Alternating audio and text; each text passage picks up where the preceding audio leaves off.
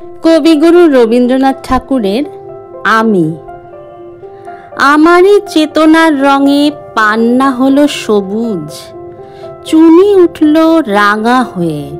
আমি চোখ মেললুম আকাশে, জ্বলে উঠল আলো পূবে পশ্চিমে। গোলাপের দিকে চেয়ে বললুম, সুন্দর সুন্দর হলো সে। তুমি বলবে এ যে তত্ত্ব কথা, এ কবির বাণী নয়। আমি বলবো এ সত্য, তাই এ কাব্য। এ আমার অহংকার, অহংকার সমস্ত মানুষের হয়ে। মানুষের অহংকার পটেই বিশ্বকর্মার বিশ্বশিল্প। তত্ত্বজ্ঞানী জপ করছেন নিঃশ্বাসে প্রশ্বাসে। না না না, না পান্না, না চুনি, না আলো, না গোলাপ, না আমি, না তুমি। ওদিকে অসীম যিনি, তিনি স্বয়ং করেছেন সাধনা মানুষের সীমানায়, তাকেই বলে আমি। সেই আমির গহনে আলো আধারের ঘটল সঙ্গম। দেখা দিল রূপ, জেগে উঠল রস। না, কখন ফুটে উঠল হাঁ মায়ার মন্ত্রে, রেখার রঙে, সুখে দুঃখে।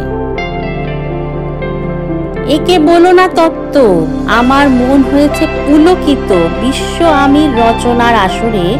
হাতে নিয়ে তুলি, পাত্রে নিয়ে রং। পণ্ডিত বলছেন বুড়ো চন্দ্রটা নিষ্ঠুর চতুর হাসি তার। নিত্য দূতের মতো গুড়ি মেরে আসছে সে পৃথিবীর পাঁজরের কাছে। একদিন দেবে চরম টান তার সাগরে পর্বতে। মর্তলোকে মহাকালের নূতন খাতায় পাতা জুড়ে নামবে একটা শূন্য। গিলে ফেলবে দিন রাতের জমা খরচ। মানুষের কীর্তি হারাবে অমরতার বান। তার ইতিহাসে লেপে দেবে অনন্ত রাত্রির কালি।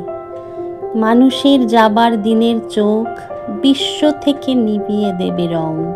মানুষের যাবার দিনের মন ছানিয়ে নেবে রস।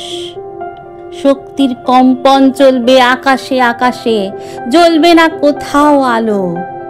বিনাহীন সবাই যন্ত্রের আঙুল নাচবে, বাজবে না সুর।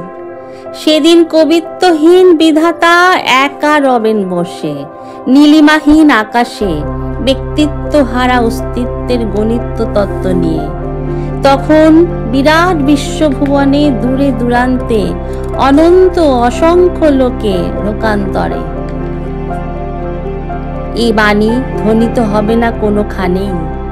তুমি সুন্দর, আমি ভালোবাসি। বিধাতা কি আবার বসবেন সাধনা করতে? যুগ যুগান্ত ধরে প্রলয় সন্ধ্যায় জপ করবেন। কথা কও, কথা কও, বলবেন বলো তুমি সুন্দর। বলবেন বলো আমি ভালোবাসি।